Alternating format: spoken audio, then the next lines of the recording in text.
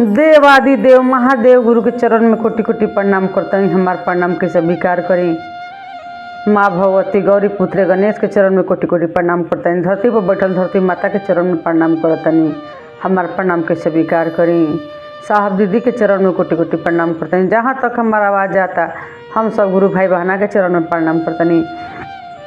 YouTube के माध्यम से हमारे गुरु भाई बहन जितना देखता ललिता जी शिव चर्चा चैनल के सब के पैर छू के प्रणाम करता नहीं। अपन दुलार प्यारा से बात बनौले रही तो आई है गुरु भाई बहन देखी रौरा सब के बीच में बहुत प्यारा सा छोटा सा एगो शिव चर्चा कथा लेके आयल बनी। कथा सुने के चाहिए तो अंत तक सुने के चाहिए। अंत तक सुनम तबे रौरा कथा के फल प्राप्त होखी। आधा अधूरा ना कथा सुने के चाहिए ना तो शिव गुरु के अपमान होखला। ऐसे सुने के चाहिए तो पूरा सुने के चाहिए। तो देखिए गुरु भाई बहन अच्छा लगी तो चैनल के सब्सक्राइब करम, वीडियो के लाइक शेयर कमेंट कर मत भूलब। कमेंट में जरूर हर हर महादेव लिख के डालब। तो देखी महादेव गुरु के कृपा से एगो गांव में एगो गुरु बहना रहत रही। उनकरा एगो बेटी जन्म लेले रही। उ गुरु बहना बहुत गरीबी स्थिति से रही। एगो पुत्री के जन्म देली। जन्म देला के बाद में बेटी धीरे धीरे बढ़ते गईली। कुछ दिन के बाद एगो बेटा भई रही घर में। भाई बहन दूगो हो गई लोग। स्थिति जो रहे सो रहले रहे। तो समय निकलते गईल। देखी कुछ दिन के बाद उनकर माता पिता मर गुलन जे जन्म देले रही। धीरे धीरे करके समय बीतते गईल। दुनू जना के देहांत हो गईल। जब देहांत हो गईल उ लड़का रहन। लड़का के बियाह शादी हो गईल। अपन कर लेलन शादी विवाह। कैला के बाद में उ लड़की रही जवन उनकर बहिन बकरी चरावे जात रही। बकरी रहे वो घर में बकरी चरावे खातिर जात रही। बकरी चरावे जात तो जौन भौजाई रही कहत रही भौजाई कि तू अपना बहन के माना कर दो। पढ़े खातिर भेजाता बकरी चरावे खातिर भेजल जाता।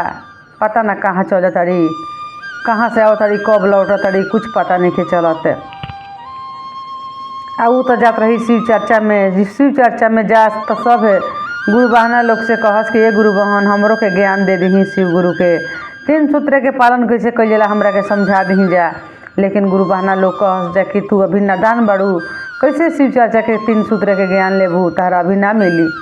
धीरे धीरे करते करते 16 साल के जब हो गई तो कहल जाता कहतड़ी कि हमरा के गुरु के ज्ञान दे दिन जाए। गुरु बहना प्रतिदिन आवतनी यही दरबार में मंदिर में बैठ के हम शिव चर्चा कथा सुनतनी, पूजा सुनतनी। हमरा मन में लालसा जागल बा कि हमू शिव के गुरु बना लेही। रोज सबे हमरा के ज्ञान दे दही। गुरु बहना लोग कहल कि लड़की रोज रोज जिद करती है शिव चर्चा में आवे खातिर, गुरु के ज्ञान लेवे खातिर। दे देहला में ही ठीक बा। तो गुरु बहना लोग उनकरा के गुरु के ज्ञान दे देली जा। 3 सूत्र के कैसे पालन कइल जाला बता देली जा। कहले जा कि गलती मत करीह तो सही से पूजा पाठ करीह, गलती मत करीह। ज्ञान ले ले बड़ू तो ज्ञान के उपयोग अच्छा चीज़ में करीह। केहू खातिर दया मंगी ह, अपना खातिर चाहे कोई खातिर दया मंगी ह। कोई के खराब को बोली न तो बोली ह। कहली कि ठीक बे गुरु बहना हमरा बड़ा मन लागता महादेव में। ले ली ज्ञान 3 सूत्र के। अब पढ़े भी जास तो पढ़ाई जब स्कूल से छुट्टी होखे तो वही मंदिर में शिव चर्चा में चलत रही। बकरी चरावे जास तो बकरी खेता में बांध देत रही। आई अपन चर्चा में चल जात रही। तो भौजाई कहस इनकरा भाई से रोज रोज कहे लगली कि पता न तहार बहन के भेजल जाता पढ़े खातिर, चल जाली के जाने कहाँ वहाँ। बकरी चरावे के भेजल जाता चल जाता के जाने कहाँ वहाँ। लइकन के छुट्टी होता 2 बजे तो उ आवताड़ी 4 बजे। तहार बहन कुपत्तर बाड़ी, स्वभाव के ठीक नहीं खी। उनकरा पर लंछन लगावे लगली भौजाई। भाई के सुनत सुनत मन में आई कि एक बार बहन से पूछ ले तनी कि का कारण बा। कहत रहे भाई अपना बहन से कि ये बहन तू पढ़े खातिर जालू तो काहे सब लइका चलावल सन 2 बजे तो तू काहे चलावेलू 4 बजे।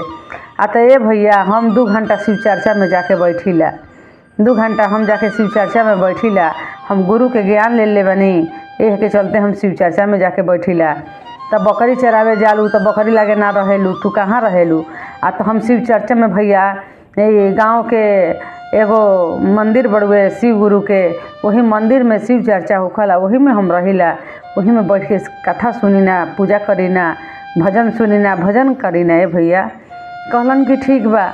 समय निकलते गुल कह तड़ी भौजाई अब जिद धैली कि तू अपना बहन के शादी कर द, एक दूसरा के घर में शादी कर द। तहार बहन कुचाल बिया जाले पढ़े खातिर, तो पता न सब लइकन के साथ में ना आवले, एह के चलते हम एकरा के माफ़ ना करब, तू जल्दी से लइका खोज के एकर शादी विवाह कर। भाई कहलन कि ठीक बा भाई, रोज रोज के ताना सुनला से अच्छा बा कि बहन के हम समय पर शादी ही कर दही। तो कहलन भाई कि ठीक बा, हम लइका खोज तनी शादी विवाह कर दिए। कह तड़ी भौजाई कि लइका खोजे के जरूरत नहीं है, हम लइका खोज देले बानी। लइका के कमी का बा, देह भुजा सब बढ़ले बा, लेकिन बुद्धि दिमाग के कम बा। लइका दिमाग बुद्धि ओकरा बहुत कम बा। तो कहले कि भाई कहले कि ना तब ऐसन लइका से शादी ना हुई। आ तब कैसन लइका से शादी हुई, ओकरे से शादी हुई, एकरे से शादी रचाई। जल्दी अपना बहन के हटावई, हमारा खातिर मलामत बनल बिया। देखिए गुरु बहाना वही लइका से बहन के शादी रचाइल। आ शादी जब भइल तो अपना ससुराल लड़की गोइली, तो खाए के घर में अनाज नहीं खे, कुछुओ नहीं खे, काहे कि ओ घर में सासो ससुर ना रहे, उहे एगो खाली लइका रहे। अब जौन बुझाए तौन ले आवे, तो वही में खासन जियस लोग खास लोग। तब एकरा बाद में कुछ दिन के बाद जब समय निकलते गइल तो एगो उनकरा तन से एगो बेटा जन्म लेलस। ओकरा दूध पियावे के, ओकरा खाए के बड़ा तकलीफ होखे लागल। गोइली अपना भाई भौजाई की यहाँ कि जातनी अपना भाई भौजाई से कुछ हेल्प मांगब, कुछ मदद मिल जाई तो कुछ दिन के हमारे जीवन निकल जाई, खाए पिए के उपाय भैया कर दी हैं, भौजी कर दी हैं। गोइल बड़ी है गुरु बहना अपना मायके में, आ जाके अपना भाई से सब दुख गावत तड़ी, भौजाई से सब दुख गावत तड़ी कि भौजी दुख के मारा लाइल बनी, खाए के घर में अनाज नहीं खे, भूखे छछन तनी जा। तो भाई कहलन कि भौजाई से कि देखी कोई भी भाई बा तो भौजाइए से कहेला कि हमारा बहन के हई दे दो, अपना मर्जी से उठा के देवे के अख्तियार ना रहला। सब चीज़ भरले बा, लेकिन भाई अपना से उठा के ना देवेला। ले भौजाइए से कही जब बहन के देवे के रही तो बहन के देवे के रहे तो कहत अपना पत्नी से कि एक काम कर, बहनिया आइल बिया, दुख के मारल बिया, एकरा घरे खाए के अनाज नहीं खे, एक बोरा चावल कस के हमारा बहन के दे दो, कुछ दिन समय एकर निकल जी खा पी के। तो उ का कैली कि एक बोरा चाउर के जगह पर एक बोरा धान के छिलकोइया भर देली, वही में धान के जौन भूसी होखेला वही भूसिया एक बोरा कस के दे देली बहन के। बेचारी बहन का पार पर उठैली, लेके अपना घरे चलेली ससुराल। ले तड़ी बोरा खोल तड़ी तो खाली असही धान के छिलकोइया खखरी बड़ुए। तो कह तड़ी कि कैसे में से धान निकली, चाउर निकली। अगल बगल के लोग कहलस कि ठीक बा, हो सकता कुटबू तक निकल जाई, एकरा के कूट के देख, खखरी बड़ुए, खखरियों में से चाउर निकलेला। अब कूटे लगली ये गुरु बहना ढेकी में। जब ढेकी में कूट ताड़ी तो खाली चाउर दाना निकलता, ओकरा में से फटक ताड़ी कूट के तो चाउर के दाना निकलता, बड़ी दाना निकल। करते करते बोरा छली लगा देली। एक बोरा भूसी में उनका अतना ना धान हो गल कि कहे लायक ना, अपना चाउर हो गल, बहुत चाउर हो गल। चौरा के का कैली कि अब चाउर बहुत खाए से भी बेसी हो गल, तो चौरा के का कैली कि और कुछ बेच देली, बेच के अपन घर महल बनवा लेली। घर महल बनवैली, पहने ओढ़े के कपड़ा लाता सब कुछ कर लेली। लड़का के किताब कापी पेंशन कलम सब ले लेली। जिए खाए लगली बड़ा चैन से। वही पैसा चाउर बेच के वो अपना पति के इलाज करा के उनका सब ठीक ठाक करवैली। बीमारी जो भी रहे ठीक हो गलन। उनकर पति कमाए खाए लगलन। दोनों मियाँ बीवी बड़ा खुशहाल से रहे लागल। भौजाई के ने गरीबी स्थिति आ गई तो भौजाई कहताड़ी कि उनका भाई से कि देखी ना ढेर दिना और बहन के गोइला हो गइल, जाई तनी हाल पता ले आई। बहनिया घरे जाके कही कि हम उनकरा के एक दिन देले बानी तो वो हमारा के दी है नु, हमनी का अब स्थिति खराब हो गइल बा, जाई देखी अगर उनकर स्थिति ठीक हो तो रौरो ले आई। हम तो देले बानी तो हमरा लेवे के हक बनता, तो देले का रही भूसा। ई दिमाग में ना रहे कि हमरा के भूसा उ दे दी तो का होखी। लेकिन बहन ऐसा गलती कभी भाई भौजाई के साथ में नहीं कर सकत। तो देखी जब भाई गइल बन बहन के यहाँ पहुँचल बड़ाए तो कहत बहन से कि बहन से सब स्थिति बतैलन अपन कि गरीबी आ गइल, अपना हालत खराब बा, घर में खाए के अन्न दाना नहीं के। बहन का कहले बड़ी कि एक बोरा चाउर कस के खूब बढ़िया से चाउर दे देली, धान दे देली, पैसा रुपया दे देली, कुछ बना के दे देली कि ले जाए भैया घर में हमार भाई भतीजा सब कोई खाई, भौजाई खाई, ले जा भैया घरे। भाई लेके चल गइलन, खाए पिए लागल लोग, कुछ दिन सुखी पूर्वक से चले लागल। फिर कहत रही भौजाई कि एक काम करी न अपना बहन के बोला ले, बहुत ढेर दिन हो गइल देखला मिलला के जाने कैसन बुछिया भइल बड़ी, तनी बोला ले आई। तब जाके अपना बहन के बोलल बन लिया लेवे खातिर कि चल तहार भौजाई तहरा के बोलावत तारी, चल के भौजाई से तनी मिल ल। गोइल बड़ी अपना भौजाई की हाँ, भौजाई लगे गोइली तो भौजाई अपन जौन खातिर भाव करे के रहे तौन कैली। कहत तारी कि ये ननद तहरा से तो हम बहुत ज़्यादा गलती कैले बनी, अन्याय कैले बनी कि तहरा के हम भूसा कस के देले रही, तू हमरा के चाउर देले रहू। हमारा गलती के क्षमा कर दो, हमारा गलती के परिणाम हमरा के महादेव दे देले बनी।